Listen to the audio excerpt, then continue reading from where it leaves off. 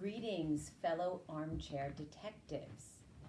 I am going to be bringing you what I've entitled the Miss Marple Mystery Hour. Now, don't get nervous, it's not a complete hour, but what I've decided is to share Dame Agatha Christie's short stories by one of her most clever and formidable detectives, Miss Marple. For those of you who don't know Miss Marple, she's a fictitious detective that Agatha Christie has created, and she's become famous worldwide. Let me read a little bit about her. She's the typical old maid of fiction. Miss Marple has lived her entire life in the sleepy hamlet of St. Mary Mead. Yet, by observing village life, she has gained an unparalleled insight into human nature and used it to devastating effect. As her friend Sir Henry Clithering, the ex-commissioner of Scotland Yard, has been heard to say, she's just the finest detective God ever made. And many Agatha Christie fans would agree. And so what I'm going to do is I'm going to read you today a short story entitled Miss Marple Tells a Story. So I want you to sit back, relax, and see if perhaps you are as clever as Miss Marple. I don't think I ever told you, my dears, you Raymond and you Joan, about the rather curious little business that's happened some years ago now. I don't want to seem vain in any way, of course. I know that in comparison with you young people, I'm not as clever at all. Raymond writes those very modern books, all about rather unpleasant young men and women, and Joan paints those very remarkable pictures of square people with curious bulges on them. Very, very clever of you, my dear. But as Raymond always says, only quite kindly, because he is the kindest of nephews, I am hopelessly Victorian. I admire Mr. Alma Tomata and Mr. Frederick Leighton, and I suppose to you they seem hopelessly old hat. Now let me see, what was I saying? Oh, yes. I didn't want to appear vain, but I couldn't help being just a teeny weeny bit pleased with myself, because just by applying a little common sense, I believe I really did solve a problem that had baffled cleverer heads than mine, though I really should have thought the whole thing was obvious from the beginning. Well, I'll tell you my little story, and if you think I'm inclined to be conceited about it, you must remember that I did at least help a fellow creature who was in very grave distress. The first I knew of this business was one evening about 9 o'clock when Gwen, you remember Gwen, my little maid with the red hair? Well, Gwen came in and told me that Mr. Petherick and a gentleman had called to see me. Gwen had shown them into the drawing room quite rightly. I was sitting in the dining room because in early spring I think it so wasteful to have two fires going. I directed Gwen to bring in the cherry brandy and some glasses, and I hurried into the drawing room. I don't know whether you remember Mr. Petherick. He died 2 years ago, but he had been a friend of mine for many years, as well as attending to all my legal business. A very shrewd man and a very clever solicitor. His son does my business for me now, a very nice lad and very up to date. But somehow I don't feel quite the confidence I had with Mr. Petherick. I explained to Mr. Petherick about the fires, and he said at once that he and his friend would come into the dining room. And then he introduced his friend, a Mr. Rhodes. He was a youngish man, not much over 40, and I saw at once there was something very wrong. His manner was most peculiar. One might have called it rude if one didn't realize that the poor fellow was suffering from strain. When we were settled in the dining room and Gwen had brought the cherry brandy, Mr. Petherick explained the reason for his visit. "Miss Marple," he said, "you must forgive an old friend for taking a liberty. What I have come here for is a consultation." I couldn't understand at all what he meant, and he went on. "In case of illness, one likes 2 points of view, that of the specialist and that of the family physician. It is the fashion to regard the former as of more value, but I am not sure that I agree. The specialist has experience only in his own subject. The family doctor has, perhaps, less knowledge, but a wider experience. I knew just what he meant, because a young niece of mine, not long before, had hurried her child off to a very well-known specialist in skin diseases without consulting her own doctor, whom she considered an old dodderer. And the specialist had ordered some very expensive treatment, and later found out that all the child was suffering from was a rather unusual form of the measles. I just mentioned this, though I have a horror of digressing, to show that I appreciate Mr. Petherick's point. But I still hadn't any idea what he was driving at. "If Mr. Rhodes is ill," I said, and stopped, because the poor man gave a most dreadful laugh. He said, "I expect to die of a broken neck in a few months' time." Well, then it all came out. There had been a case of murder lately in Barnchester, a town about 20 miles away. I'm afraid I hadn't paid much attention to it at the time, because we had been having a lot of excitement at the village about our own district nurse, an outside occurrence like an earthquake in India, and a murder in Barnchester, although of course far more important really, had given way to our own town's little local excitements. I'm afraid villages are like that. Still, I did remember having heard about a woman having been stabbed in a hotel, though I hadn't remembered her name. But now it seemed that this woman had been Mr. Rhodes's wife, and as if that wasn't bad enough, he was actually under suspicion of having murdered her himself. All this Mr. Petherick explained to me very clearly, saying that although the coroner's jury had brought in a verdict of murder by a person or persons unknown, Mr. Rhodes had reason to believe that he would probably be arrested within a day or two, and that he had come to Mr. Petherick and placed himself in his hands. Mr. Petherick went on to say that they had that afternoon consulted Sir Malcolm Old, K.C., and that in the event of the case coming to trial, Sir Malcolm had been briefed to defend Mr. Rhodes. Sir Malcolm was a young man, Mr. Petherick said, very up-to-date in his methods, and he had indicated a certain line of defence. But with that line of defence, Mr. Petherick was not entirely satisfied. "You see, my dear lady," he said, "it is tainted with what I call the specialist's point of view. Give Sir Malcolm a case and he sees only one point, the most likely line of defence. But even the best line of defence may ignore completely what is, to my mind, the vital point. It takes no account of what actually happened." Then he went on to say some very kind and flattering things about my acumen and judgment and my knowledge of human nature, and asked permission to tell me the story of the case in the hopes that I might be able to suggest some explanation. I could see that Mr. Rhodes was highly sceptical of my being of any use, and he was annoyed at being brought here. But Mr. Petherick took no notice and proceeded to give me the facts of what occurred on the night of March 8th. Mr. and Mrs. Rhodes had been staying at the Crown Hotel in Barnchester. Mrs. Rhodes, who, so I gathered from Mr. Petherick's careful language, was perhaps just a shade of a hypochondriac, had retired to bed immediately after dinner. She and her husband had occupied adjoining rooms with a connecting door. Mr. Rhodes, who is writing a book on prehistoric flints, settled down to work in the adjoining room. At 11 o'clock, he tidied up his papers and prepared to go to bed. Before doing so, he just glanced into his wife's room to make sure that there was nothing she wanted.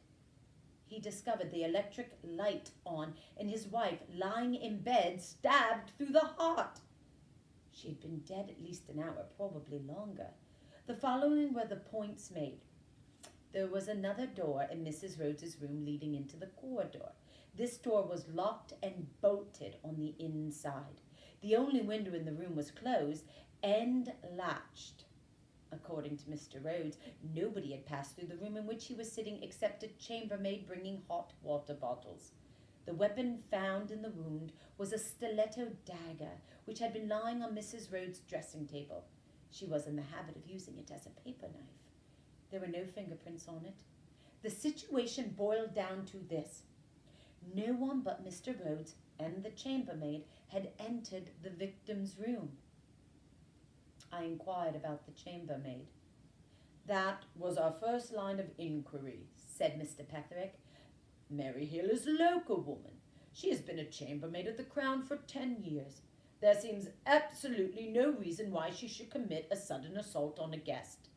She is, in any case, extraordinarily stupid, almost half-witted. Her story has never varied. She brought Mrs. Rhodes her hot water bottle and says the lady was drowsy, just dropping off to sleep. Frankly, I cannot believe, and I am sure no jury would believe, that she committed the crime. Mr. Petherick went on to mention a few additional details, as the head of the staircase in the Crown Hotel is a kind of miniature lounge where people sometimes sit and have coffee.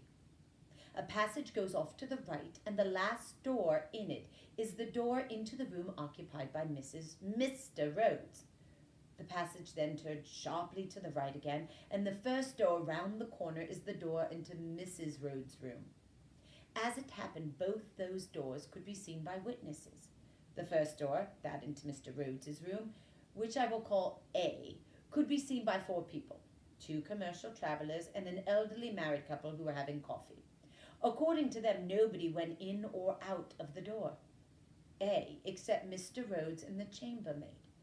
As to the other door in the passage, B, there was an electrician at work there, and he also swears that nobody entered or left door B except the chambermaid.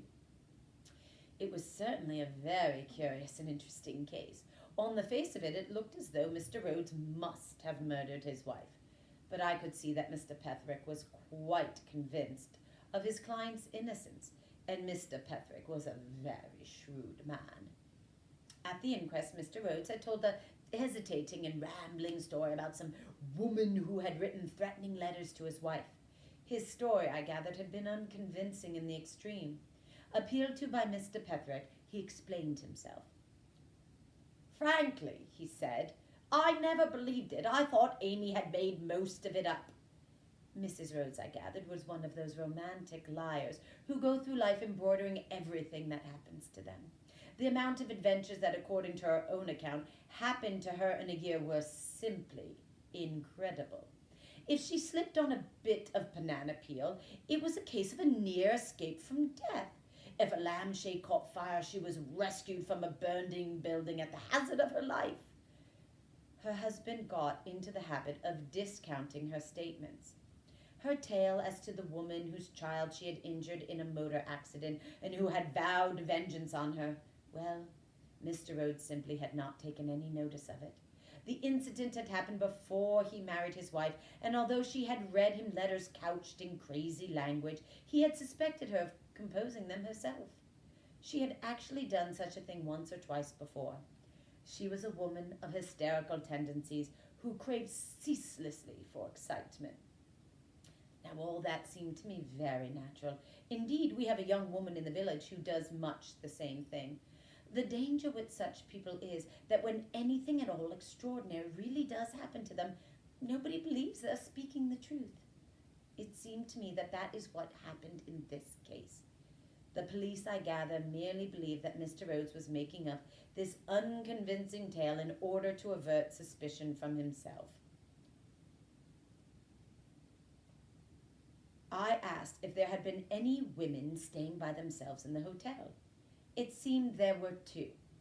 A Mrs. Granby, an Anglo-Indian widow, and a Miss Carruthers, rather a horsey spinster who dropped her G's. Mr. Petherick added that the most minute inquiries had failed to elicit anyone who had seen either of them near the scene of the crime, and there was nothing to connect either of them to it in any way. I asked him to describe their personal appearance. He said that Mrs. Granby had reddish hair, rather untidily done, was sallow-faced and about 50 years of age. Her clothes were rather picturesque, being made mostly of native silk, etc. Miss Carruthers was about 40, wore pince-nez, had close-cropped hair like a man, and wore mannish coats and skirts. "Dear me," I said, "that makes it rather difficult." Mr. Petherick looked inquiringly at me, but I didn't want to say anything more just then, so I asked what Sir Malcolm Old had said.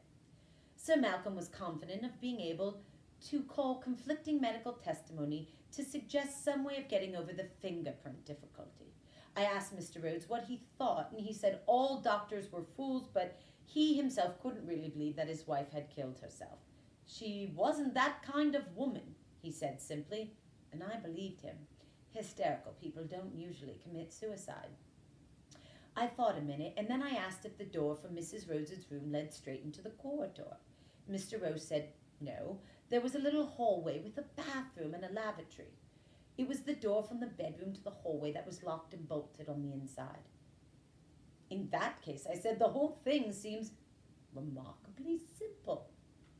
And really, it did. The simplest thing in the world. And yet no one seemed to have seen it that way. Both Mr. Petherick and Mr. Rhodes were staring at me so that I felt quite embarrassed. Perhaps, said Mr. Rose, Miss Marple hasn't quite appreciated the difficulties. Yes, I said, I think I have. There are 4 possibilities.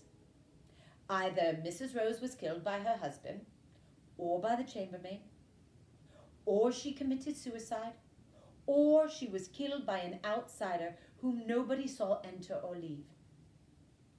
And that's impossible, Mr. Rhodes broke in. Nobody could come in or go out through my room without my seeing them. And even if anyone did manage to come in through my wife's room without the electrician seeing them, how the devil could they get out again, leaving the door locked and bolted on the inside? Mr. Petherick looked at me and said, Well, Miss Marple, in an encouraging manner, I should like, I say, to ask a question. Mr. Rhodes, what did the chambermaid look like? Sorry, my book froze. Let's see if we can get this back up. Sorry about that.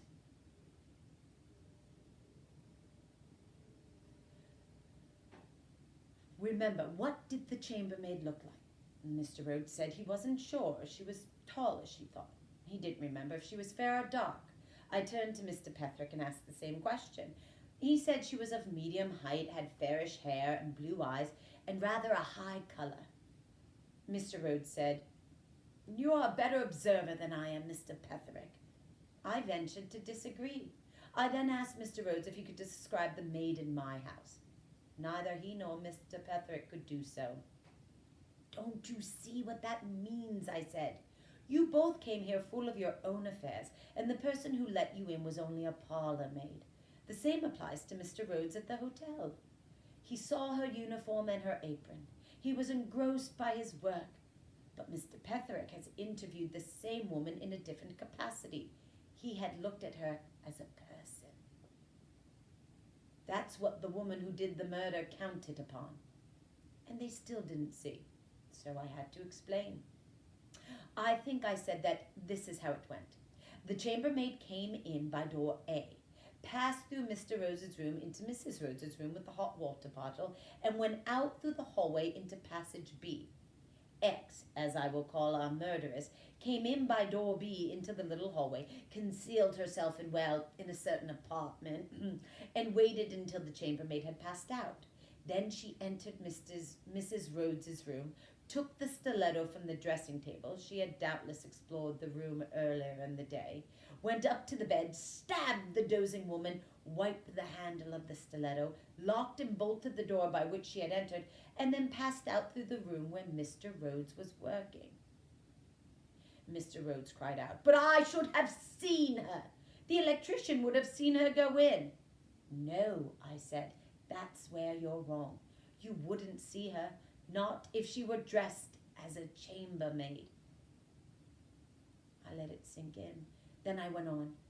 "You were engrossed in your work. Out of the tail of your eye, you saw a chambermaid come in, go into your wife's room, come and go out. It was the same dress, but not the same woman. That's what the people having coffee saw. A chambermaid go in and a chambermaid come out. The electrician did the same. I dare say if a chambermaid were very pretty, a gentleman might notice her face, human nature being what it is. But if she were just an ordinary middle-aged woman, well, it would be the chambermaid's dress you would see, not the woman herself." Mr. Rhodes cried, "Who was she?" "Well," I said, "this is going to be a little difficult. It must be either Mrs. Granby or Miss Carruthers. Mrs. Granby sounds as though she might wear a wig normally. so she could wear her own hair as a chambermaid.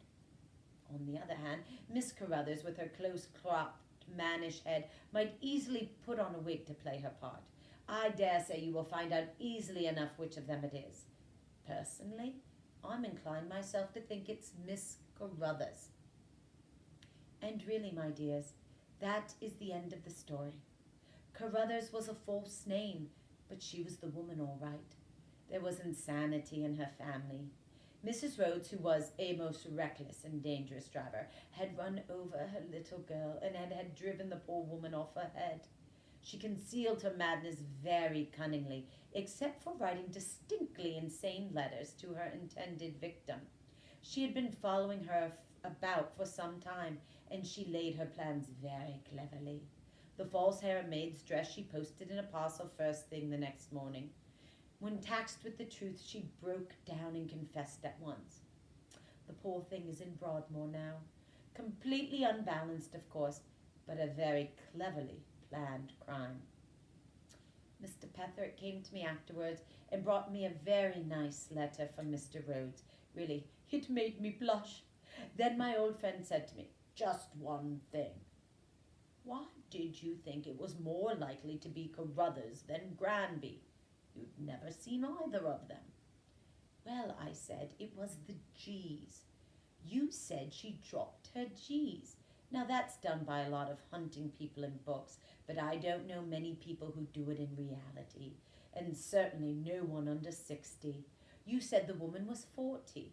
Those dropped G's sounded to me like a woman who was playing a part and overdoing it." I shan't tell you what Mr. Petherick said to that, but he was very complimentary, and I really couldn't help feeling just a teeny-weeny bit pleased with myself. And it's extraordinary how things turn out for the best in the world. Mr. Rhodes has married again, such a nice, sensible girl, and they've got a dear little baby. And what do you think? They asked me to be godmother. Wasn't it nice of them? Now, I do hope you don't think I've been running on for too long. The end. So, that is our first installation of the Miss Marple Murder Mystery Hour. If you are agreeable to it, and you can let Krista know, will be back each day with another short story. And maybe after Miss Marple, we can start reading some of the short stories by her other very clever and very famous detective, Hercule Poirot. I hope you've enjoyed this and it's kept you a little bit entertained. I'm really excited to hear if any of my armchair detectives figured it out like Miss Marple did. Good night and be safe.